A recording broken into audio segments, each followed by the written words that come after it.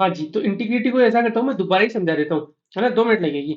यार इंटीग्रिटी जो टर्म है उस वो लैटिन वर्ड इंटेग्रे से है जिसका मतलब है अनटच्ड, वो प्रिंसिपल जो अनकॉम्प्रोमाइजेबल हो, जिनसे कॉम्प्रोमाइज़ नहीं किया जा सकता। Strict adherence to moral principles irrespective of place, time and context. आप किस जगह पे खड़े हो, आपका कौन-सा टाइम चल रहा है, क्या संदर्भ है, कॉन्टेक्स्ट आपको कोई मतलब नहीं है, आप प्रिंसिपल्स पे डटे हुए हो, यही इंटीग्रिटी होती है। इनकी परवाह किए बिना नैतिक सिद्धांतों का कड़ाई से पालन करना, समझौता करने से पूर्ण रूप से इनकार कर देना ही इंटीग्रिटी है, सत्यनिष्ठा है, अखंडता है, ठीक है? ज्ञान सही मार्ग को जानना है और उस मार्ग पे चलना इंटीग्रिटी। भाई नॉलेजेबल तो बहुत लोग हैं, ज्ञान तो कोई भी दे देता है, लेकिन उस मार्ग पे चलना, जैसे बहुत सारे बाबा होते हैं, बाबा राम रहीम ही ले लेते हैं अपन, है ना? पूरी बहुत सारी चीजें बताएंगे वो कि ये करना चाहिए, वो करना चाहिए, ब्रह्मचर्य का पालन करना चाहिए, ये वो, लेकिन उस पे चलना बहुत कठिन है, ठीक है? खुद नहीं चले वो। तो देखो सिविल सेवा आचरण नियम पूर्ण सत्यनिष्ठा की मांग करते हैं। देखो सत्यनिष्ठा में सेकंड यार्ड से आप लिख सकते हो, नोलन कमेटी आप लिख सकते हो, और सिविल सर्विसेज कंडक्ट रूल आप लिख सकते हो, तीनों इंटीग्रिटी की मांग करते हैं। सत्यनिष्ठा आपको किसी भी राजनीतिक दबाव से बचाती है। यदि आप एक ईमानदार अधिकारी है और जिसने कभी भ्रष्टाचार नहीं किया, तो राजनेता ये जानते, ध्यान रखना।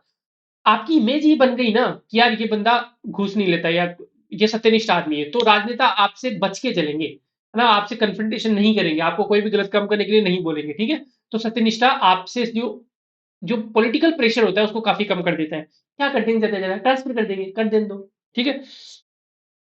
उनमें आपके कार्यालय में जाकर अनुचित मांग करने का साहस नहीं होगा, बिल्कुल नहीं होगा। लेकिन अगर उन्हें पहले से ही पता है कि अधिकारी अनुचित तरीकों से पैसा बनाता है, तो आपसे संपर्क करेंगे, और उस स्थिति में अधिकारी उनकी भ्रष्ट मांगों पर विचार न करने का नैतिक अधिकार खो देता है। आप मना नहीं कर सकते उनको, वो दबा देंगे आपको कि भाई तूने उसका काम किया था, मेरा क्यों नहीं कर रहा?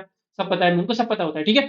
तो इसलिए इंटीग्रिटी बहुत जरूरी है। अब इंटीग्रिटी तीन टाइप की होती है, पर्सनल, प्रोफेशनल और सोशल। पर्सनल इंटीग्रिटी, जो भी आप अपने निजी जीवन में प्रिंसिपल्स पे अडिग हो, वो पर्सनल इंटीग्रिटी हो। प्रोफेशनल इंटीग्रिटी, जैसे आप आईएएस ऑफिसर हो, तो आप जितनी भी चीजें, जितने भी वैल्यू, जितने भी प्रिंसिपल्स आपके प्रोफेशनल लाइफ में जरूरी हो, चाहे डिसिप्लिन हो, चाहे गोइंग बियॉन्ड ड्यूटी हो, चाहे वो ट्रांसपेरेंसी हो, चाहे अकाउंटेबिलिटी, इन सब पे स्ट्रिक्ट अडेरेंस भी इंटीग्रिटी होगी। और सोशल, सोसाइटी में जितने भी प्रिंसिपल्स है ना, चाहे सहिष्णुता हो, टॉलरेंस वाली बात हो गई, है ना, भाईचारा हो, ब्रदरहुड, फ्रेटर्निटी, ये सारी प्रिंसिपल्स का स्ट्रिक्ट अडेरेंस होना, बिल्कुल बिना किसी समय की परवाह किए, बिना किसी स्थान की परवाह किए, बिना किसी संदर्भ के कड़ाई से पालन हो, वही सत्यनिष्ठा है।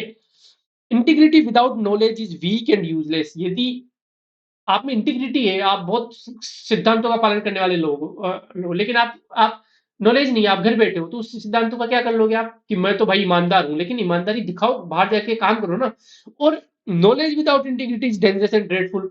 आप में नॉलेज खूब है, लेकिन आप में इंटीग्रिटी नहीं है, तो आप रावण बन जाओगे। रावण बहुत ज्ञानी पंडित था ना, लेकिन इंटीग्रिटी नहीं थी, इंटीग्रिटी नहीं, तो वो रावण बन गया, देखो। रावण मतलब गलत एग्जाम्पल के लिए यूज होता है। तो दोनों का होना आवश्यक है। ज्ञान के बिना सत्यनिष्ठा कमजोर और बेकार है। सत्यनिष्ठा के बिना ज्ञान खतरनाक और भयानक है, भयावह है, ठीक है? आगे चलते हैं। अब देखो भाई, फिलोसॉफिकल बेसिस ऑफ इंटीग्रिटी, ये अपने सिलेबस में। अब इस फिलोसॉफिकल बेसिस से पहले इंटीग्रिटी को तो जानना चाहिए था ना, जान लिया अपन एक स्लाइड में। अब क्वेश्चन आ सकता है कि explain the philosophical basis of integrity, है ना, या एडमिनिस्ट्रेशन में आ सकता है। तो अब ये बोल रहा है कि इंटीग्रिटी का जो बेसिस है, जो ओरिजिन है, वो फिलोसॉफी से कहां से आ रहा है, वो पूछना चाह रही है। अलग अलग फिलोसॉफी सफर्स के हिसाब से इंटीग्रिटी क्या है, वो पूछना चाह रही है। तो जैसे इनर कन्विक्शन, फिलोसॉफिकल बेसिस में एक तो साइकोलॉजी वाला की इनर कन्विक्शन होता है, उससे इंटीग्रिटी बनती है। जैसे कॉन्साइंस, गांधी जी ने कहा था कि आपका जो कॉन्साइंस है, अंतरात्मा की आवाज है, वो इंटीग्रिटी को जन्म देती है, ठीक है? स्पिरिचुअल एनलाइटमेंट, आपको अंदर से, जब बुद्धा को स्पिरिचुअल एनलाइटेड हुआ, इसलिए बुद्धा इंटीग्रेट बन गए, एक सत्यनिष्ठ इंसान बन गए, ठीक है? उसके अलावा इनहेरेंट मोरल वैल्यू, जो जो जो आप में जेनेटिकली भी हो सकती है, जैसे माना जाता है कि कंपेशन है, दया, वो जेनेटिकली भी होती है, तो इनहेरेंट मोरल वैल्यूज आ गई, ठीक है? According to Mayo Clinic, researchers estimated that 30 to 60% of kindness is genetically determined. आप में जो काइंडनेस, जो दया भावना होती है, वो 30 से 60% जेनेटिकली डिटरमाइंड होती है। आपके घर वाले, आपके पूर्वज यदि दया भावना रखते हैं, तो आपके अंदर भी दया भावना हो। तो ये हो गया इनर कन्विक्शन। अंदर से इंटीग्रिटी का जन्म किन किन चीजों से होता है? आपकी अंतरात्मा से हो सकता है, आपके जेनेटिक्स से हो सकता है, आपकी स्पिरिचुअल डेवलपमेंट से हो सकता है, ठीक है? उसके अलावा एंशिएंट इंडियन फिलोसॉफी से इंटीग्रिटी का जन्म होता है कि बिल्कुल होता है। उनका बेसिस क्या है? जैसे वेद में बहुत सारे प्रिंसिपल्स लिखे हुए हैं ना, जैसे ऋग्वेद ऋत और ऋण के बारे में बात करता है, ये इंटीग्रिटी को जो जन्म देते हैं, ऋत और ऋण। उपनिषद बात करते हैं, जैसे उपनिषद में पुरुषार्थ के बारे में बात होती है, धर्म अर्थ काम मोक्ष के बारे में। सत्यमेव जयते मुंडका उपनिषद से लिया गया है, सत्यमेव जयते इंटीग्रिटी का एक पार्ट, इंटीग्रिटी सारे प्रिंसिपल्स को मिला के बनती है, ठीक है। उसके अलावा माँ गीता कचित विद्यम, दूसरों के जो धन है उस पर लालच मत करो, ये कहाँ पे लिखा हुआ है? ये ईशावास्योपनिषद में लिखा हुआ है, ठीक है। ईशावास्योपनिषद में ये लोकपाल की टैगलाइन भी है, तो यहाँ से इंटीग्रिटी का जन्म हुआ है। चाणक्य के अर्थशास्त्र से इंटीग्रिटी का जन्म हुआ है। तो फिलोसॉफिकल बेसिस इंडियन फिलोसॉफी में ये बेसिस हो गए इंटीग्रिटी के, ठीक है। ये याद कर लेना, रट लेना। इनर कॉन्विक्शन हो गया, इंडियन फिलोसॉफी होगी। मॉडर्न इंडियन फिलोसॉफी में विवेकानंद, गांधी, कॉन्स्टिट्यूशन, प्रियम्बल, ये सब की फिलोसॉफी है वो इंटीग्रिटी को जन्म देती है। और वेस्टर्न फिलोसॉफी में Socrates, Plato, Aristotle, John Rawls, Kant, stoicism, Max Weber, ये सब movement of good governance by World Bank, ये सारे जो है इंटीग्रिटी को जन्म देते हैं। अब ये पढ़ लेने में तो कुछ नहीं, सारी पढ़ा रखी है मैंने।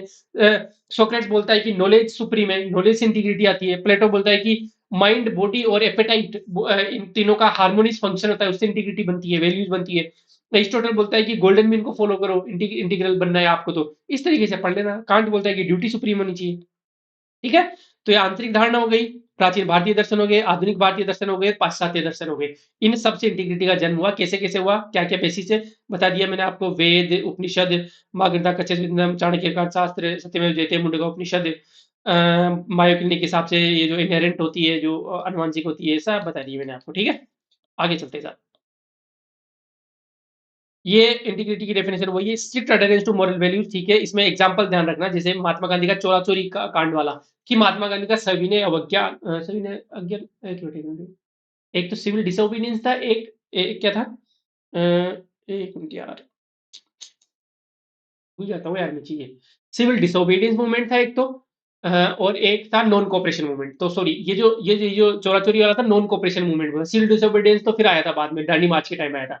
तो नॉन कोऑपरेशन मूवमेंट अच्छा चल रहा था, लेकिन ये चोरा चोरी वाली घटना हो गई। अब सारे जो कांग्रेसी लीडर्स थे वो खिलाफ थे कि आप जो नॉन कोऑपरेशन मूवमेंट है उसको वापस मत लो, है ना। लेकिन गांधी जी ने कहा कि नहीं, हिंसा हुई है, प्रिंसिपल्स के खिलाफ है, कितना भी अच्छा चल रहा हो आंदोलन, लेकिन मैं तो वापस लूंगा, हिंसा नहीं होनी चाहिए थी, मैं अपने प्रिंसिपल्स पे अड़ी हूँ। तो उन्होंने ले लिया, क्योंकि सत्यनिष्ठ इंसान थे। उसके अलावा जैसे वर्ल्ड वॉर हुआ था, वर्ल्ड वॉर में क्या हुआ कि वर्ल्ड वॉर वन में गांधी जी ने कहा कि भले ही हम ब्रिटिशर्स के खिलाफ लड़ाई लड़ रहे हैं, लेकिन क्योंकि वो हमारे ऊपर सुप्रीम पावर है, ये इंडिया की जिम्मेदारी बनती है, रेस्पॉन्सिबिलिटी बनती है कि इस दुख की घड़ी में हम अपनी आजादी की मांग न करके ब्रिटेन का साथ दें।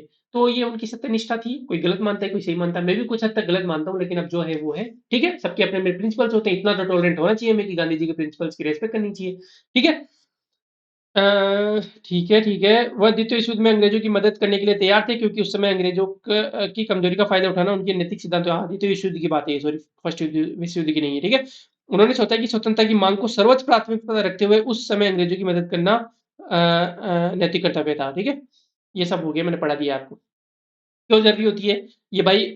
सत्यनिष्ठा से कार्यक्षमता बढ़ती है, ये विश्वास, ट्रस्ट पैदा करता है, आपको नैतिक द्वंद के टाइम पे निर्णय लेने में हेल्प करता है, ये आपको दबाव, पॉलिटिकल प्रेशर से बचाता है। ये सब चीजें पढ़ लेना आप, ये आसान आसान चीजें है ना, ये मैंने वीआईपी में भी दे रखी है। सोशल जस्टिस, इंटीग्रिटी खत्म हो गया, सोशल, अब तो छोटे छोटे टॉपिक बचे ही है, ठीक है। सोशल जस्टिस क्या होता है भाई? डेफिनेशन रट लेना। Social justice refers to the fair division of resources, opportunity and privileges in the society, in empowerment of all section of the society. Rope, ये बना लिया है मैंने, रोप, ठीक है। आर से क्या हो गया? रिसोर्सेज। ओ से क्या हो गया? अपॉर्चुनिटीज। पी से क्या हो गया? प्रिविलेजेस। और ई से क्या हो गया? एम्पावरमेंट। ये रोप याद रख लेना सोशल जस्टिस में। फेयर डिवीजन होना चाहिए, ध्यान रखना, there is a difference between being fair and being equitable to all. Equal treatment देना और फेयर ट्रीटमेंट देना दोनों अलग है। फॉर एग्जाम्पल, मैं एग्जाम्पल लेता हूँ, मैं चाहिए कि मान लो 4 लोग हैं आपके पास, 5 लोग हैं, और 10 रोटी है आपके पास। इक्वल डिस्ट्रीब्यूशन तो हो गया कि आपने सबको दो दो रोटी दे दी, ये जस्टिस नहीं है, ये सिर्फ इक्वलिटी, आपने प्योर मैथमेटिक्स लगाया है। जस्टिस या फेयरनेस पता है कब होगी? जब आपने सबको पूछा पहले कि भाई तुझे कितनी भूख है, आपने सबकी एज को काउंट किया कि यार ये छोटा बच्चा है, इसको 2 रोटी दे देंगे तो वेस्ट कर देगा, इसको तो आधी रोटी चाहिए, एक रोटी चाहिए। आपने देखा कि यार ये मजदूर क्लास है, इसको ज्यादा भूख लगती है, आपने देखा ये वृद्ध है, ये एक रोटी खाएंगे। इस तरीके से सारा डेटा कलेक्ट करके उनका पूछ के उनकी राय से हिसाब से फिर आपने किसी को आधी रोटी दी, किसी की जरूरतों के हिसाब से। Each equal to his ability and each equal to his needs, ये है फेयर ट्रीटमेंट। तो रिसोर्सेज को ऐसा नहीं कि मान लो इंडिया इंडिया में मान लो 5 लाख करोड़ रुपए, तो 5 लाख करोड़ को डिवाइड बाई 140 करोड़ कर दो, ये फेयर ट्रीटमेंट नहीं है। जिसकी जितनी कैपेबिलिटी है, जो जितना अच्छा काम कर पा रहा है, जो जिसको जितनी नीड है, बेसिक नीड्स, उसके हिसाब से यदि आप रिसोर्सेज का एलोकेशन कर रहे हो, उसके हिसाब से प्रिविलेजेस दे रहे हो, है ना। फॉर एग्जाम्पल आप तो बोलोगे कि सब इक्वल है, मैं तो चीफ मिनिस्टर साहब की कुर्सी पे जाके बैठूंगा। This is not justice. हाँ, this is equality. Equality is not justice. There is stark difference between both of them. तो आप नहीं बैठ सकते, क्योंकि प्रिविलेजेस उनको मिलेगी जिनका मेरिट बेस पे सिलेक्शन हुआ है। भजन लाल जी ने चुनाव जीता है, फिर पार्टी ने उनको जिम्मेदारी दी, इसलिए वहां पे वो बैठे। तो सोशल जस्टिस का मतलब हुआ रोप। आपको जो रिसोर्सेज है, अपॉर्चुनिटीज है, प्रिविलेजेज है और एम्पावरमेंट सारे सेक्शन का करना है। ये फेयर डिस्ट्रीब्यूशन होना चाहिए सबका। ठीक है। रिसोर्सेज जैसे कौन कौन से हो सकते हैं, जैसे मान लो रिसोर्सेज में रोटी कपड़ा मकान, और ये सब रिसोर्सेज ही है, ये सब, है ना। घर देना किसी को, राशन देना, ठीक है। उसके अलावा अपॉर्चुनिटीज, जैसे सरकारी नौकरी के लिए सारे अप्लाई कर सकते हैं। जो भी 25 साल का हो गया वो सांसद बनने के लिए अप्लाई कर सकता है, एमएलए बनने के लिए अप्लाई कर सकता है, 35 साल से ऊपर राज्यसभा के लिए अप्लाई कर सकता है। सबको सारे भारतीय नागरिकों को तो अपॉर्चुनिटी सबको दी जाए। कोई भी प्रिविलेजेज है उनका भी फेयर डिस्ट्रीब्यूशन होना चाहिए, जैसे मैंने चीफ मिनिस्टर साहब का एग्जांपल दिया। और एम्पावरमेंट सारे सेक्शन का, चाहे वो डिसेबल्स हो, चाहे वो मार्जिनलाइज्ड हो, चाहे वो एसटी हो, चाहे एससी हो, चाहे विमेन हो, चाहे वृद्धजन हो, ठीक है, इन सबका एम्पावरमेंट करना है। ये सोशल जस्टिस है।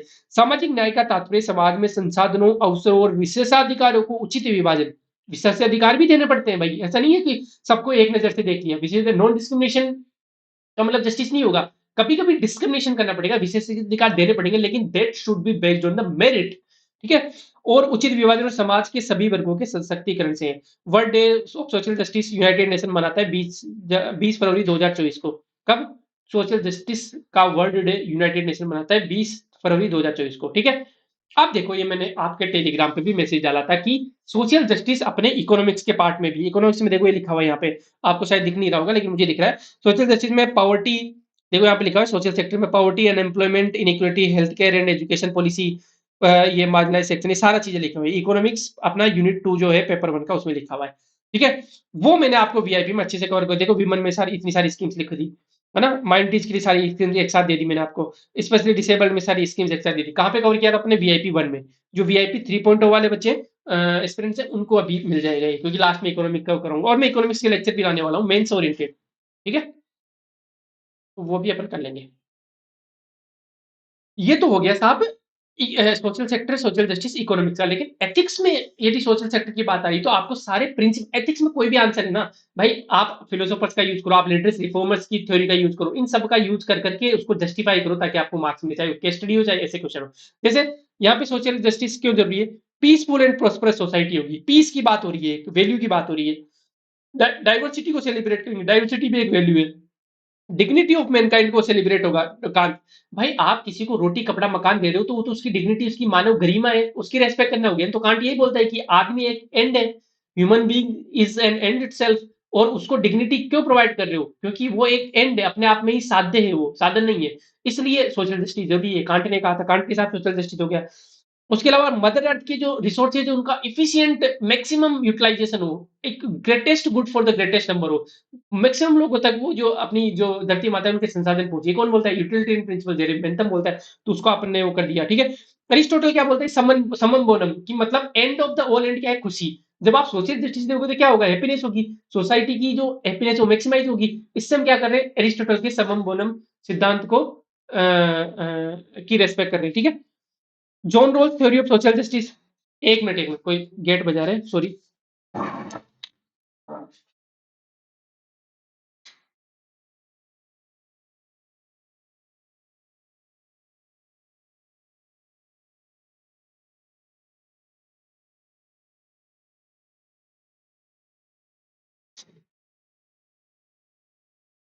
तो कहा था मैं? हाँ। जॉन जॉन रोल्स क्या बोलता है सोशल जस्टिस के लिए? दो तीन प्रिंसिपल देते हैं, मैंने अच्छे से पढ़ाया हुआ है, टेस्ट सीरीज में पूछा भी है। तीन प्रिंसिपल्स होते हैं। पहला कि लिबर्टी होनी चाहिए सबसे ज्यादा। तो भाई किसी को फाइनेंशियल इंडिपेंडेंस देना भी लिबर्टी है, बहुत बड़ी लिबर्टी है। आप उसके हाथ में पैसे दे रहे हो तो वो लिबरल है, वो कहीं पे जाके खाना खा सकता है, ये फ्रीडम है उसको, कहीं घूम सकता है, कहीं पे जा सकता है, ट्रेवल कर सकता है। यदि आपके हाथ में पैसा नहीं है तो आपके पास लिबर्टी नहीं है। आप बस में चढ़ के नहीं जा सकते, आप यहाँ से वहां नहीं जा सकते, आपको पैदल जाना पड़ेगा, कहीं ना कहीं आपकी लिबर्टी कर्टेल हो गई। तो यदि हम रिसोर्सेज का इक्विटेबल डिस्ट्रीब्यूशन करते हैं, फेयर डिस्ट्रीब्यूशन करते हैं, तो लिबर्टी मिलती है। तो जॉन रोल्स के पहले प्रिंसिपल का हो गया।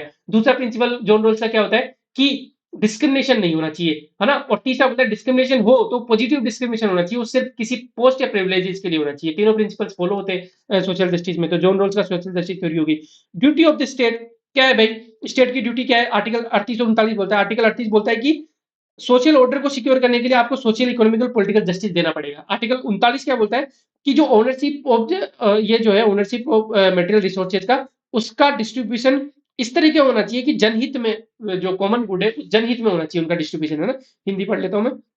आर्टिकल 39 बोलता है कि समुदाय के भौतिक संसाधनों का स्वामित्व और नियंत्रण इस प्रकार वितरित किया जाए कि आम हित की पूर्ति हो सके, है ना। ये आर्टिकल 39 बोल सकते, ये आप लिख सकते हो। उसके बाद सातवां लोक संग्रह, गीता का जो लोक संग्रह सिद्धांत है, वेलफेयर ऑफ द सोसाइटी। जब सोशल जस्टिस करोगे तो अपने आप वेलफेयर हो जाएगी ना सोसाइटी की, तो गीता का वो प्रिंसिपल लिख सकते हो। सर्वोदय एंड अंत्योदय या तालिस्मान, तालिस्मान क्या बोलता है कि जो लास्ट सेक्शन है, जो लास्ट इंसान है जो आपके दिमाग में आ रहा है, उसको किस तरीके से बेनिफिट मिल रहा है, तो सोशल जस्टिस से यही तो होता है। तो गांधी जी का आपने याद कर लिया, इस तरीके से आप जस्टिफाई करोगे तो आपको मार्क्स अच्छे मिलेंगे, ठीक है। एग्जाम्पल्स, जैसे अमेरिका में सिविल राइट्स मूवमेंट हुआ था 1900, श्वेत और अश्वेत के बीच की जो लड़ाई थी उसके बीच में। कॉन्स्टिट्यूशन में 14, 15, 16, 17 आर्टिकल, ये आपको पता है सब। एक मिनट, ये क्यों नहीं चल रहा, अटक गया। हाँ जी, अटक गया। एक मिनट, एक मिनट, एक मिनट। टेक्नोलॉजी टेक्नोलॉजी ग्लिच हो जाता है कभी कभी, एक मिनट रुको।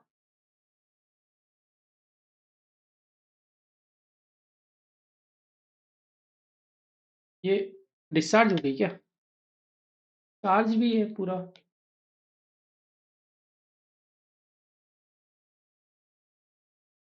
पता नहीं क्या हो गया, कोई बात नहीं, मैं पढ़ाने की कोशिश करता हूँ वैसे ही। क्या हो गया।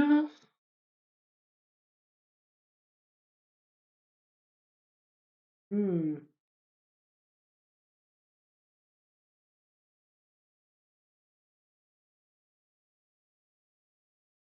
तो लफड़ा है।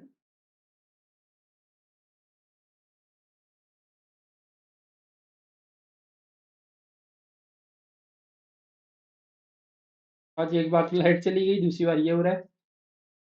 हाँ जी, तो मैं पढ़ लेता हूँ स्लाइड फटाफट से। हाँ था मैं। हाँ, तो सिविल राइट्स, उसके अलावा रिजर्वेशन की कोई डिमांड कर रहा है, वो पॉजिटिव डिस्क्रिमिनेशन की, वो भी तो जस्टिस की मांग कर रहा है, क्योंकि उसको लगता है कि हमारे साथ इनजस्टिस हुआ है पास्ट में, तो रिजर्वेशन की डिमांड करता है। तीसरा क्या हो जाएगा, दलित मूवमेंट हुआ था 1970 में, अपने अधिकारों की रक्षा के लिए उनको सामाजिक न्याय नहीं मिल रहा था, सोशल जस्टिस नहीं मिल रहा था, इसलिए दलित मूवमेंट होता था 1970 में, ठीक है। उसके अलावा गवर्नमेंट स्कीम जितनी भी पुअर एंड मार्जिनलाइज के लिए आती है, वो सारी चीजें हो गई। अन्ना हजारे का जो एंटी करप्शन मूवमेंट होता कहीं ना कहीं सोशल जस्टिस के लिए ही हुआ था वो, ठीक है। ट्राइबल मूवमेंट्स हुआ था, नियमगिरी हिल का हुआ था, ठीक है। उसके अलावा एलजीबीटी क्यू के राइट्स के मूवमेंट हो गए, सारे सोशल जस्टिस के मूवमेंट है, आप पीटीएम पढ़ लेना, ठीक है। कहाँ था, एक मिनट, एक मिनट। ह्यूमैनिटेरियन कंसर्न नहीं।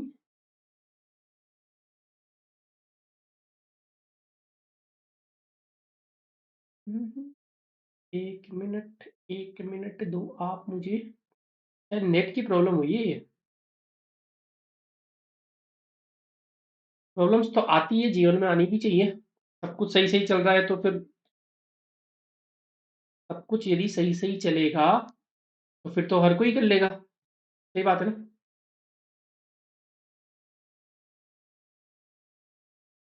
हाँ चल गया ना, वेरी गुड।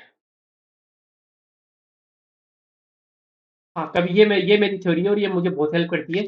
आपके जीवन में कभी कोई प्रॉब्लम आए तो एक एक एक चीज को ध्यान रख लेना कि ये प्रॉब्लम मुझे आई, ये किसी और को भी आ रही है, पक्का आ रही है। ऐसा नेचर किसी के साथ डिस्क्रिमिनेट नहीं कर सकता, टेक्नोलॉजी किसी के साथ डिस्क्रिमिनेट नहीं करती, आपके साथ आ रही है किसी और के साथ आ रही है। अब कंपटीशन आपका कम हो गया, कि जैसे आपको मान लो टेस्ट सीरीज में कम नंबर आ रहे हैं, लिखा नहीं जा रहा, जोर आ रहा है, सबको जोर आ रहा है। अब फिर लड़ना है आपको कि यार जोर सबको आ रहा है, अब जो लड़ेगा, क्योंकि यदि जोर नहीं आता तो सारे ही वो तो, फिर तो गेम ही नहीं बचा फिर तो। अब मान लो मुझे कोई दिक्कत आ रही है, जैसे कोचिंग वाली बात होती है, बहुत बार फ्रस्ट्रेटेड होता हूँ, बहुत बार दो दो बार शूट करना पड़ता है। सोचो आप 2.5 घंटे के लेक्चर को दूसरी बार शूट करने में क्या हालत खराब हो जाती होगी, है ना। कुछ टेक्निकल ग्लिच आ गई, शूट नहीं हुआ, आवाज नहीं आई, बहुत सारी चीजें हो जाती है कभी कभी। लेकिन ये सारी चीज सबके साथ होती है, फिर यही सोच के कि 10 लोगों के साथ ऐसी प्रॉब्लम है, 8 लोग तो वहीं गिव कर देंगे, कौन शूट करेगा, पढ़ रहे थे, और दो बचे आप, तो कंपटीशन तो वैसे ही कम हो गया ना। तो ये प्रॉब्लम, दाग जैसे दाग अच्छे होते हैं वैसे प्रॉब्लम भी अच्छी होती है, ठीक है। तो आगे चलते हैं। हम्म, हम्म, हाँ जी, यहाँ पे एक इमेज लगा रखी थी लेकिन नेट की वजह से humanitarian concern is defined as, हाँ ये हो गया अपना, वो खत्म हो गया सोशल जस्टिस, ठीक है। सोशल जस्टिस की डेफिनेशन बता दी, सोशल जस्टिस किस तरीके से एडमिनिस्ट्रेशन, सारी चीजें बता दी मैंने आपको ना। ह्यूमैनिटेरियन कंसर्न क्या होता है? Humanitarian concern is defined as an event or series of events that are threatening to humanity at large. देखो बहुत सारे इवेंट्स होते हैं जिनमें नुकसान होता है लोगों को, लेकिन ये जो ऐसे इवेंट्स है ह्यूमैनिटेरियन, पूरी मानवता के लिए खतरा है ये इवेंट्स, है ना। तो हिंदी में मैं बात करूं तो मानवीय चिंता को एक घटना या घटनाओं की श्रृंखला के रूप में परिभाषित किया गया है जो कि बड़े पैमाने पर मानवता के लिए खतरा है। कौन कौन से हो सकते हैं? जैसे प्राकृतिक आपदा होगी, भूकंप, सुनामी, बाढ़ हो गए, कोई महामारी आ गई कोविड-19 जैसी, कोई सीमा पार का संकट हो गया, इमिग्रेशन वाला हो गया, है ना, रिफ्यूजी वाला, कोई जलवायु परिवर्तन हो गया, आतंकवाद हो गया, गरीबी हो गई, राजनीतिक शरणार्थी संकट हो गया। ये सारे ह्यूमैनिटेरियन कंसर्न है बड़े वाले। अब इसमें कुछ नहीं पढ़ाना, ये है एक तरफ इंडियन एडमिनिस्ट्रेशन कैसे इनको इनसे निपटने में हेल्प करता है, ये सारी मैंने डाल दी। जैसे जितने भी प्राकृतिक आपदा मैंने लिख दिया कि नेपाल का भूकंप आया था 2015 में, तो हमने मिशन मैत्री हमने वो किया था, जिसमें भारतीय प्रशासन ने काफी अच्छा रोल अदा किया था उनको भोजन, दवा, पानी देने में। केरल में 2018 में बाढ़ आई थी, तो मैंने एमजी राजा मणिकम आईएएस ऑफिसर और आईएएस ऑफिसर करण गोपीनाथन का एग्जांपल दिया है। मतलब एमजी राजा मणिकम ने तो अपने कंधों पर लादे थे इसके बोरे, चावल के बोरे। सुनामी आया था 2004 में, तो हमने श्रीलंका, मालदीव, थाईलैंड और इंडोनेशिया की काफी मदद की थी हमारे इंडियन एडमिनिस्ट्रेशन ने। मतलब कोई भी इंडिया मदद कर रहा है तो एडमिनिस्ट्रेशन एडमिनिस्ट्रेशन ही जा रहा है। आईएफएस ऑफिसर होते हैं, अपने डिफेंस के ऑफिसर्स होते हैं, ये सब एडमिनिस्ट्रेटरी है।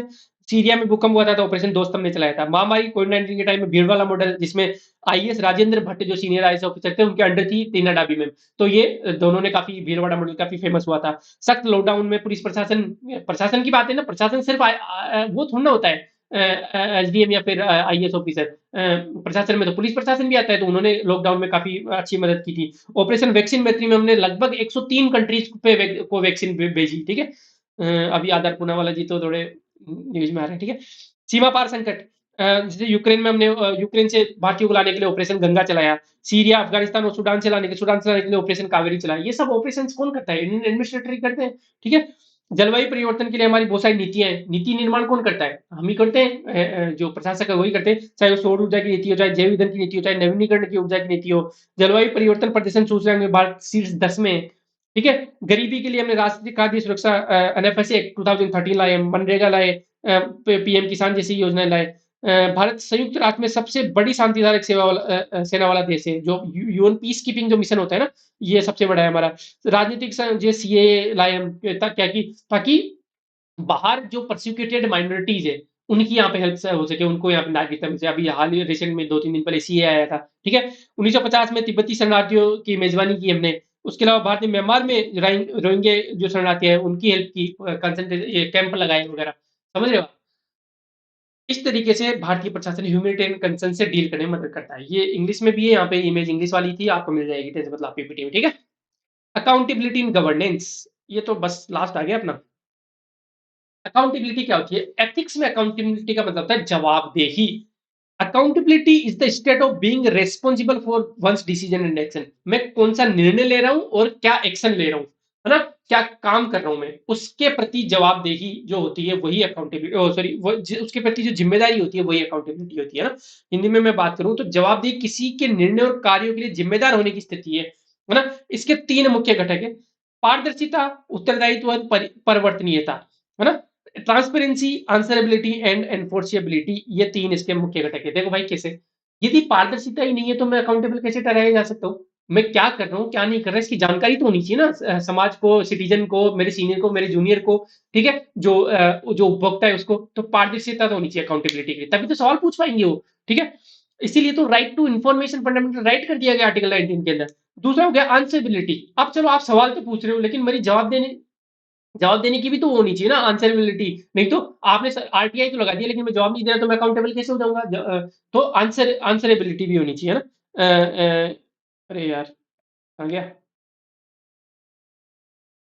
ठीक है, आ गया, हाँ। तो मेरा उसके प्रति उत्तरदायित्व भी होना चाहिए। और एनफोर्सेबिलिटी, कि चलो मैंने जवाब भी दे दिया, सब कुछ कर दिया, गलती भी मान ली, सब कुछ किया, अब उस पे उसको लागू भी करना पड़ेगा। आरटीआई में कुछ आया कि भाई ये कैसे हुआ, आपने जवाब भी दे दिया, कुछ ग्लिचेस पाए गए, तो भाई उसको फिर ठीक भी करना पड़ेगा, नहीं तो फिर काहे की अकाउंटेबिलिटी। ऐसे तो कोई भी गलती मान के स्वीकार कर लेगा। तो ये 3 मुख्य घटक है: ट्रांसपेरेंसी, आंसरेबिलिटी एंड एनफोर्सेबिलिटी, पारदर्शिता, उत्तरदायित्व और परिवर्तनीयता। ये जवाबदेही के 3 घटक हो गए, ठीक है। क्यों महत्वपूर्ण है भाई? ये जनता में create trust and confidence in public. बिल्कुल आप अकाउंटेबल होगे तो ट्रस्ट आएगा इंस्टीट्यूशन पे। परफॉर्मेंस को इंप्रूव करेगा भाई। सवाल पूछोगे जवाब मांगोगे तो जैसे आप हमारे ऊपर सवाल पूछते हो, जवाब मांगते हो कि टेस्ट सीरीज कैसी चल रही है, क्या चल रही है, कॉपी चेक क्यों नहीं हुई, आंसर ऐसे क्यों वैसे क्यों, तो हमारी परफॉर्मेंस में सुधार आएगा। ठीक है। Eliminates confusion, it promotes ownership of the decision. अब देखो अकाउंटेबल किसी को नहीं बनाएंगे ना तो इसकी टॉपिक उसके सर करते रहेंगे, तो कंफ्यूजन को कम करता है अकाउंटेबिलिटी, कि हाँ तेरी जवाबदेही है, कुछ गलत होता है तो तेरे पास आएंगे लोग। ये है भाई साहब अकाउंटेबिलिटी। ठीक है। तो it improve ownership of the decision. मैं अब डिसीजन का ओनरशिप लूंगा, मैं इसकी टॉपिक उसके साथ नहीं कर सकता। यदि मेरी जवाबदेही है तो फिर मुझे ही ओनरशिप लेनी पड़ेगी उस डिसीजन की। मैं ही, मेरा ही उत्तरदायित्व होगा उस पर्टिकुलर डिसीजन का, कुछ गलत और सही जाता है तो। ठीक है। As a remedial measure, remedial मतलब जैसे ग्रीवांस रिड्रेसल होता है, तो कुछ गलत हो जाता है तो उसको सही करने के लिए अकाउंटेबिलिटी बहुत जरूरी है। जैसा कि क्योंकि आप जवाब मांगोगे तो जवाब देना पड़ेगा, कुछ गलत है तो उसको सही भी करना पड़ेगा, तो रेमेडियल मेजर हो गया। ठीक है। A civil servant is accountable to his. अब एक सिविल सर्वेंट किस किस के प्रति अकाउंटेबल होगा? उसके सीनियर के प्रति होगा, गवर्नमेंट के प्रति होगा, लोगों के प्रति होगा, क्योंकि सिविल सर्वेंट है वो, जो सर्वेंट है, जो इसको क्या बोलेंगे, सेवक है ना। सेवक किसका है? जनता का सेवक है वो। ठीक है। तो people whom he is serving, और कॉन्स्टिट्यूशन के प्रति, बहुत सारे रूल्स एंड रेगुलेशन के प्रति अकाउंटेबल है। This means the civil servant must provide the same standard of free frank and impartial and responsive advice irrespective of the political party in power. उसे कोई मतलब नहीं पॉलिटिकल पार्टी को है, उसे तो जवाबदेही होना है लोगों के प्रति। ठीक है। Recommended by second ARC Nolan committee, ये ध्यान रखना, ये लाइन बहुत इंपॉर्टेंट है, चिपका देना कहीं भी, कि accountability second ARC Nolan committee ने most important value civil servants की बताई है। ठीक है। एग्जाम्पल, लाल बहादुर शास्त्री जब रेलवे मिनिस्टर थे तो एक एक्सीडेंट हो गया था, तो उन्होंने रेलवे मिनिस्ट्री से ही रिजाइन कर दिया कि भाई ये मेरी जिम्मेदारी है, मेरी जवाबदेही बनती है कि मैं अच्छे से इस काम को हैंडल नहीं कर पा रहा, मैं रिजाइन देता हूँ। ये होती है जवाबदेही, है ना। इसरो के जो चीफ थे सतीश धवन, उन्होंने एपीजे अब्दुल कलाम का एक मिशन फेल हो गया था 1979 में, उन्होंने बाहर, क्योंकि उन्होंने उनको डेलीगेट किया था काम, तो उनकी जिम्मेदारी बनती थी, वो बाहर आके उन्होंने माफी मांगी कि ये मेरी जिम्मेदारी, मेरी जवाबदेही है इसमें, ये फेल हो गया, उसकी जिम्मेदारी मैं लेता हूँ। ठीक है। तो ये सतीश धवन साहब का ले लेना और लाल बहादुर शास्त्री का एग्जाम्पल ले लेना। ये सारे हिंदी में लिखे हुए ऊपर, वो सारी चीजें। भरोसा और विश्वास पैदा करता है, सुधार लाता है, भ्रम दूर करता है, उपचारात्मक उपचार, रेमेडियल मेजर के रूप में। ठीक है। ये सब हो गया। अकाउंटेबल किस किस के प्रति है? कॉन्स्टिट्यूशन के प्रति है, पार्लियामेंट की पॉलिसीज और लॉज के प्रति है, जैसे विसल ब्लोअर एक्ट हो गया, राइट टू इन्फॉर्मेशन एक्ट हो गया, कंज्यूमर राइट एक्ट हो गया, इनके प्रति जवाबदेह है एक प्रशासक। ठीक है। कौन कौन से इंस्टीट्यूशन के प्रति? लोकपाल और लोकायुक्त के प्रति, यदि कुछ गलत करोगे तो लोकपाल लोकायुक्त उठा लेंगे, ईडी सीबीआई सीवीसी ये सब उठा लेंगे, इलेक्शन कमीशन उठा लेगा आपको। सेल्फ सिटीजन चार्टर, आप अपनी किसी भी डिपार्टमेंट में हो, मान लो आप हेल्थ सेक्रेटरी हो, तो उस हेल्थ डिपार्टमेंट का एक सिटीजन चार्टर होगा, ये मैं अगली बार पढ़ाऊंगा सिटीजन चार्टर। ठीक है। सिटीजन चार्टर कुछ नहीं होता है, एक डॉक्यूमेंट होता है, उसमें सारी जो सर्विसेज आप प्रोवाइड करना चाहते हो, हेल्थ डिपार्टमेंट तो हेल्थ डिपार्टमेंट की क्या क्या सर्विसेज होगी वो सब में लिखी होती है, ताकि आप अपने आप को जवाबदेह बना सको, अकाउंटेबल बना सको, कि ताकि सिटीजन उसको पढ़ के आपसे सवाल पूछ सके कि ये आपने ये इतना चिट्टा लिखा हुआ है, ये तो है ही नहीं। ठीक है। और इंटरनल ऑडिट, आपके डिपार्टमेंट में ऑडिट हो रहे हैं तो सेल्फ हो गया। टेक्नोलॉजी कैसे कैसे अकाउंटेबल बनाती है, जैसे जनसंपर्क पोर्टल हो गया, इससे जनसंपर्क से आदमी पूछता है फोन करके कि ये सुविधा, ये सुविधा, ये सुविधा, तो इससे अकाउंटेबल बनते हैं एडमिनिस्ट्रेटर। जन सूचना पोर्टल से सूचना मांगता है वो, है ना। सीसीटीवी और चेकबोट्स बना दिए, डीबीटी सीधा खाते में हो जा रहा है, तो कहीं भी गड़बड़ होगी तो अकाउंटेबल बनेंगे। बायोमेट्रिक अटेंडेंस हो गई, किस टाइम आ रहा है, किस टाइम जा रहा है, इन सभी जवाबदेही बढ़ती है, तो सारी जवाबदेही। सिटीजन कैसे अकाउंटेबल बना सकते हैं? सोशल ऑडिट कर लो, जैसे मनरेगा का सोशल ऑडिट ग्राम सभा करती है, तो मनरेगा के जितने भी मेट है, सरपंच है, सचिव है, इन सबको अकाउंटेबल जवाबदेह बनाती है। कौन? सोशल ऑडिट से। कौन कौन बनाती है? ग्राम सभा बनाती है। उसका सीपी ग्राम नाम से एक पोर्टल है, centralise public ground resident monitoring system. ठीक है। 360 डिग्री अप्रेजल होता है, 360 डिग्री अप्रेजल में जो एनुअल जो एआरसी रिपोर्ट जाती है, annual annual confidential report, ACR report जो जाती है, उसमें आपके सीनियर से पूछा जाता है कि ये ऑफिसर कैसा, आपके जूनियर से पूछा जाता है, आपके कस्टमर से पूछा जाता है, 360 डिग्री मूल्यांकन होता है। ठीक है। इंस्टीट्यूशन एंड कोई इंस्टीट्यूशन आके ऑडिट कर रहा है, जैसे किसी बैंक को आरबीआई ऑडिट कर रहा है, ठीक है, केग ऑडिट कर रहा है, तो इससे भी अकाउंटेबिलिटी बनती है। ट्रेनिंग एंड कैपेसिटी बिल्डिंग, आपने उनको उनकी कैपेसिटी बढ़ाई, उनको ट्रेनिंग दी, उससे भी अकाउंटेबिलिटी बढ़ती है। सब हिंदी में मैंने यहाँ पे कर दिया। ठीक है। पढ़ लेना आप। संस्थागत ऑडिट, तृतीय पक्ष ऑडिट, प्रशिक्षण एवं क्षमता निर्माण, नागरिक कैसे कैसे सामाजिक ऑडिट से कर सकते हैं, सामाजिक अंकेक्षण से। प्रौद्योगिकी जैसे जनसंपर्क पोर्टल, जन सूचना पोर्टल, सीसीटीवी, चैटबॉट, डीबीटी, आधार एकीकरण, बायोमेट्रिक उपस्थिति। स्वयं कैसे कर सकते हैं? नागरिक चार्टर या नागरिक घोषणा पत्र से कर सकते हैं, आंतरिक लेखा या आंतरिक जांच से कर सकते हैं, संस्थाएं कौन सी, लोकपाल लोकायुक्त, डीडीसी में, ये सब पढ़ा दिया मैंने। ठीक है। अब लास्ट वाला टॉपिक बच गया, कितना टाइम हो गया? 29 मिनट तो है, अभी खत्म कर दूंगा इसको, तो मुझे ज़्यादा टाइम नहीं लगेगा, 10 मिनट में अपना टॉपिक खत्म हो जाएगा। हाँ जी भाई, code of conduct. Code of conduct और कोड ऑफ एथिक्स दो चीजें होती है। कोड ऑफ कंडक्ट क्या होता है? Legally enforceable set of principles होता है किसी भी ऑर्गेनाइजेशन का, मतलब लीगली फॉलो करना पड़ेगा उस ऑर्गेनाइजेशन के सदस्यों को, यदि नहीं करते तो फिर गड़बड़ हो जाएगी। ठीक है, आप अकाउंटेबल रहोगे। Code of conduct is legally enforceable set of principle that one must follow in an organisation. आचार संहिता कानूनी रूप से लागू करने योग्य सिद्धांतों का एक समूह जिसका संगठन में पालन किया जाना अनिवार्य है। ठीक है, अब एग्जांपल्स कौन कौन से हो गए, जैसे ये रट लेने भाई एग्जांपल, ये 5 है, इनमें से 3 तो याद होने चाहिए, एक तो पक्का याद होना चाहिए, जो मैं बताऊंगा अभी कौन सा है। Central civil services conduct rule 1964।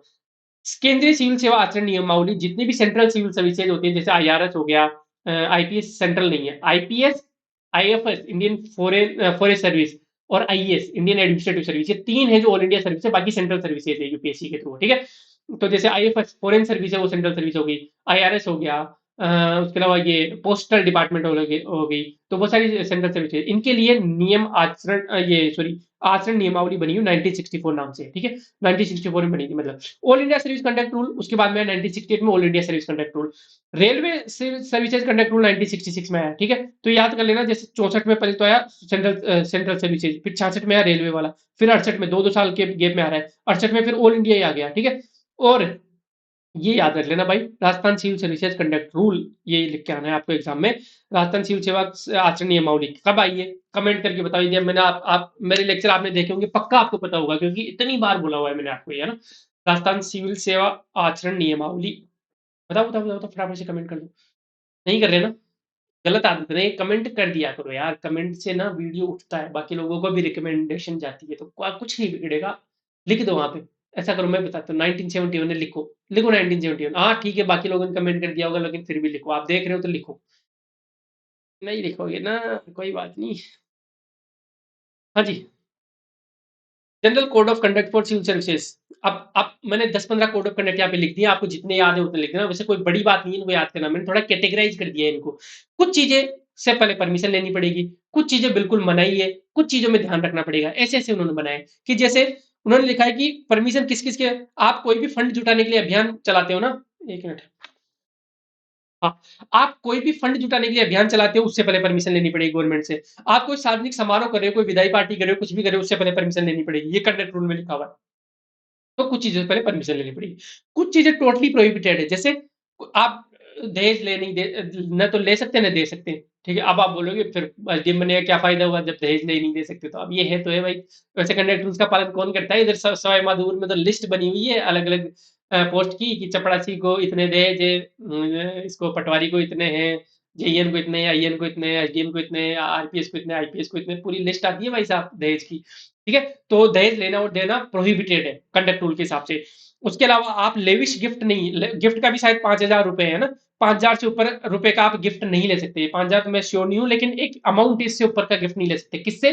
किसी भी पर्सन से, आप सरकारी कैपेसिटी में आप डील कर रहे हो, तो ऑफिशियल कैपेसिटी में आप डील कर रहे हो उससे, चाहे आप वो ऑफिस का कलीग हो, सीनियर हो, जूनियर हो, या कोई ठेकेदार हो जिससे आपने जो गवर्नमेंट का ठेका दे रखा है, तो उससे आप लेविश गिफ्ट नहीं एक्सेप्ट कर सकते। उसके अलावा आप अपना बिजनेस नहीं खोल सकते, प्राइवेट बिजनेस या ट्रेड। उसके अलावा आप अपनी सरकारी आवास को पट्टे पे या फिर रेंट पे नहीं दे सकते, कि आप तो कहीं और रह रहे हो और आपकी सरकारी आवास को आपने रेंट पे दे दिया, ऐसा नहीं कर सकते आप। ठीक है, उसके अलावा आप ऐसे किसी इंसान को ऑफिशियल कैपेसिटी वाली बात नहीं बता सकते जो ऑथोराइज नहीं है। कोई कोई सीक्रेट डील है गवर्नमेंट की, वैसे इंसान को नहीं बता सकते जो वो इंसान जानने लायक नहीं है। ठीक है, उसके अलावा आप गवर्नमेंट पॉलिसीज को क्रिटिसाइज नहीं कर सकते। मुझे याद है 2017 में या 2016 में एक आर्टिकल आया था इंडियन एक्सप्रेस में, मैं मुझे क्लियरली याद है ये, मेस में खाना खा के, उस टाइम में नया नया ही अखबार पढ़ना शुरू किया था, 2016 की बात है यहाँ। तो उस टाइम अखबार पढ़ने बहुत टाइम लग जाता था इंग्लिश मीडियम का अखबार पढ़ने में, तो इंडियन एक्सप्रेस में एक महिला आईएएस ऑफिसर थी, उन्होंने स्वच्छ भारत मिशन के खिलाफ एक आर्टिकल लिखा था बड़ा सा। स्वच्छ भारत मिशन की जितनी भी कमियां थी वो बताई थी, कि देखो बिहेवियरल लर्जिंग नहीं हो रही, खर्चा तो कर रहे हैं पैसा, लेकिन लोग बाहर ही जा रहे हैं, अभी तक लोगों ने इसमें गोबर के उपले डाल दिए हैं, यूज नहीं कर रहे हैं, बहुत सारी चीजें बताई थी। उन उन ऑफिसर को गवर्नमेंट की तरफ से सो को नोटिस चला गया था, उनको उनसे जवाब मांगा गया था कि आप एक आईएएस ऑफिसर हो, you are the part of the government, you are the part of the process, you can not be criticise that process. आपको कुछ प्रॉब्लम है तो आप गवर्नमेंट को लिखो, आप जनता को नहीं लिख सकते उनकी प्रॉब्लम्स। जो स्वच्छ भारत मिशन में आप सॉल्यूशन प्रोवाइड करो, आप प्रॉब्लम क्या बता रहे हो? उस प्रॉब्लम का सॉल्यूशन के लिए तो आपको बैठा रखा है वहाँ पे। तो you can not criticise the government policy, सरकारी नीतियों की आलोचना नहीं कर सकते जब आप एक आईएएस ऑफिसर हो तो, आप एक एसडीएम हो तो, ठीक है? आप एक पब्लिक सर्वेंट हो तो। Make a statement that embrace the embraces the relationship between government. कोई ऐसा स्टेटमेंट आप दे दो जो गवर्नमेंट के रिश्तों को खराब करता है। जैसे अभी हाल ही में मालदीव में होता है ना, मालदीव का कोई मिनिस्टर था, उसने इंडिया के खिलाफ खिलाफ कुछ बोल दिया तो मालदीव की इकोनॉमी क्रैश हो गई। तो वैसे ही आप एक आईएफएस ऑफिसर हो, इंडियन फॉरेन सर्विस में हो, आप किसी देश को ऐसे रैंडमली क्रिटिसाइज नहीं कर सकते ट्विटर पे आपने कुछ लिख दिया। तो ऐसा कोई भी स्टेटमेंट लिखने से बचना है जिससे गवर्नमेंट के बीच में रिलेशनशिप खराब हो, चाहे वो इंडिया गवर्नमेंट और अदर कंट्रीज हो, चाहे वो सेंटर और स्टेट के लिए हो, या फिर वो अलग अलग स्टेट्स के लिए हो, ठीक है? जैसे आप राजस्थान की चीफ सेक्रेटरी, तो आप कोई भी रेंडम स्टेटमेंट नहीं दे सकते एमपी के बारे में। जैसे ईआरसीपी का मामला चल रहा है तो आप रेंडम स्टेटमेंट देखिए, दोनों राज्यों की सरकारों के बीच में खराब रिश्ते नहीं कर सकते, आप रेस्पॉन्सिबल पर्सन हो, ठीक है? उसके अलावा आप स्ट्राइक्स, हड़ताल में आपने कभी सुना है कि एसडीएम हड़ताल पे चले गए या फिर आईएएस ऑफिसर हड़ताल पे चले गए? क्योंकि they are prohibited to do so, है ना? कंडक्ट रूल ये बोलता है। वो कोई भी पॉलिटिकल पार्टी ज्वाइन नहीं कर सकते, वो किसी भी ऐसी किसी भी संस्था को ज्वाइन नहीं कर सकते जो कि भारत की अखंडता और एकता, सोवरेनिटी, संप्रभुता पे अटेक हो। जैसे मान लो कोई आतंकवादी ऑर्गेनाइजेशन है, कोई सेपरेटिस्ट ग्रुप है, इनको ज्वाइन नहीं कर सकते वो, ठीक है? हो गई 12-13 बता दिए मैंने, अब ये रटने हैं आपको, मैंने समझा दिया आपको। कुछ चीजें एक दो चीजें और है, कुछ चीजें में आपको सावधान रहना है। कौन कौन चीजें? मीडिया से बात करते हुए आपको सावधानी बरतनी है, राजनीतिक प्रतिनिधियों से बात करते हुए, डील करते हुए आपको सावधानी बरतनी है, उनकी रेस्पेक्ट करनी है, ठीक है? और मिसलेनियस क्या क्या है? जैसे आपको वार्षिक संपत्ति रिटर्न का दाखिला करना है, फाइनल एनुअल रिपोर्ट फाइल करनी है, कॉन्फ्लिक्ट ऑफ इंटरेस्ट, हितों के टकराव से बचना है आपको। मुझे एक चीज याद आ गई, मुझे भी एक काम करना था, मुझे आईटीआर फाइल करना है। चलो मैं बाद में लिखूंगा, मैं भूल जाता हूँ, एक मिनट में लिख ही लेता हूँ, क्योंकि मैं भुलक्कड़ आदमी हूँ, मुझे हर चीज लिखनी पड़ती है। हाँ जी, तो अपन चलते हैं, ये तो हो गया कोड ऑफ कंडक्ट, ठीक है? हाँ, कोड ऑफ कंडक्ट हो गया। अब आता है code of ethics. Code of ethics क्या होता है? Code of ethics is an aspirational document. ध्यान रखना, ये डॉक्यूमेंट कौन सा है? एस्पिरेशनल है। तो आप एक्सपायर कर रहे हो उसको अचीव करने के लिए, वो अचीव हुआ नहीं है, ठीक है? आपकी ये इच्छा है, आकांक्षा है कि ऐसा हो ऑर्गेनाइजेशन में। Aspirational document containing ethical standard, values, principles and ideals for an organisation. मतलब हिंदी में मैं बात करूं तो एक महत्वाकांक्षी, आपकी महत्वाकांक्षा है कि ऐसी चीजें होनी चाहिए, वो सारी चीजें लिखी हुई है इस दस्तावेज में, जिसमें किसी भी संगठन के लिए नैतिक मानक, मूल्य, सिद्धांत और आदर्श शामिल हैं, ठीक है? क्या क्या शामिल है? याद कर लेना। Values, principles and ideals for an organisation, कौन कौन से स्टैंडर्ड होने चाहिए, कौन कौन से वैल्यूज फॉलो करनी है, कौन कौन से सिद्धांत होने चाहिए उस ऑर्गेनाइजेशन के लोगों के लिए, ठीक है? ये सारी चीजें इस डॉक्यूमेंट में लिखी होती है, वो होता है कोड ऑफ एथिक्स। ये होता कमिटी ने कहा था कि भाई इसको लीगल बाइंडिंग कर दो, अभी लीगली बाइंडिंग नहीं है, मतलब इसका वायलेशन होता है, कोई कोई भी ऑफिस का एम्प्लॉई इसको फॉलो नहीं करता तो कोई एक्शन नहीं होगा उस पर, लेकिन होता कमिटी ने कहा था कि भाई इसको लीगली बाइंडिंग करो। सेकंड, एआरसी ने रिकमेंड किया था कि सिविल सर्वेंट्स के लिए कोड ऑफ एथिक्स होना चाहिए। सब्जेक्टिव होता है नेचर में, क्योंकि भाई भाई वैल्यूज और ये सब तो सब्जेक्टिव होती है, कोड ऑफ कंडक्ट तो ऑब्जेक्टिव था, ब्राइब नहीं लेनी तो नहीं लेनी, दहेज नहीं लेना तो नहीं लेना, उसमें क्या सब्जेक्टिविटी है, ठीक है? The public relationship society of India, PRSI held its first all India public relationship conference in Delhi 1961, और वहां पे कोड ऑफ एथिक्स अडॉप्ट किया गया। ये लाइन ज्यादा काम की नहीं है, ठीक है? याद भी नहीं रहेगी आपको। उसके अलावा इसको कोड ऑफ एथेंस के नाम से भी जाना जाता है, ये याद कर लेना आप, क्योंकि एथेंस जो है वहां पे इंटरनेशनल पब्लिक रिलेशनशिप एसोसिएट्स ने 1965 में कोड ऑफ एथिक्स, एथेंस जो ग्रीस की जो सिटी है, वहां पे एथेंस मैंने पढ़ाया था पहले वाले लेक्चर में, याद करो वहां पे, जब मैं सोक्रेट्स, प्लेटो, अरिस्टोटल को डिस्कस कर रहा था, ठीक है? जब स्पार्टन्स और दूसरा कौन सा हो गया, उनके बीच में लड़ाइयाँ चल रही थी, तो तब मैंने सिटी ऑफ एथेंस को बताया था आपको, ठीक है? अर्बनाइज सेंटर था ये। तो कोड ऑफ एथेंस को भी जाना के रूप में भी जाना जाता है, किसको? कोड ऑफ एथिक्स को, क्योंकि वहां पे पहली बार ये लिखा गया था 1965 में। उसके अलावा जैसे हर ऑर्गेनाइजेशन, जैसे डब्ल्यूएचओ की जो कोड ऑफ एथिक्स है वो फेमस है। जैसे डॉक्टर्स की जो हिपोक्रेटिक ओथ होती है वो ओथ ऑफ एथिक्स ही होती है ना? तो कोड ऑफ एथिक्स ही हो उनके लिए। उसके अलावा ये अब दोनों में कंपेयर करा देता है कभी कभी, कोड ऑफ एथिक्स और कोड ऑफ इसमें क्या डिफरेंस है कोड ऑफ कंडक्ट में? कोड ऑफ कंडक्ट नैरो है, ये ब्रॉड है, क्योंकि वैल्यूज तो इनफाइनाइट है ना? वहां पे तो कुछ कुछ ही लिखा हुआ है, जैसे करप्शन लिखा हुआ है, यहाँ तो हजार चीजें लिखी हुई, सत्यनिष्ठा, ईमानदारी, अकाउंटेबिलिटी, टैक्स, ट्रांसपेरेंसी, है ना? वो वो ऑब्जेक्टिव है, कोड ऑफ एथिक्स सारी चीज़ें लिखी हुई, या सब्जेक्टिव है, इंटरप्रिटेशन पे डिपेंड करता है, ठीक है? वो लीगली बाइंडिंग है, वहाँ पे यदि वायलेशन होता है तो डिपार्टमेंटल इंक्वायरी हो जाएगी, सो कॉज़ नोटिस आ जाएगा, जेल भी हो सकती है, यहाँ पे ऐसा नहीं है, ये लीगली बाइंडिंग नहीं है, ठीक है? इस तरीके से आप अंतर कर सकते हो। मैंडेटरी फॉलो करने वाली नॉन स्पेसिफिक, वो स्पेसिफिक है, ये नॉन स्पेसिफिक है, वो कुछ-कुछ पर्टिकुलर चीज़ों के बारे में बात करता है 10-15 के बारे में, ये तो बहुत सारी चीज़ों के बारे में बात करता है, ठीक है? कोड ऑफ एथिक्स में honesty, expertise, independence, loyalty, fairness, सारी जितनी भी जो मसाला, याद करो मसाला।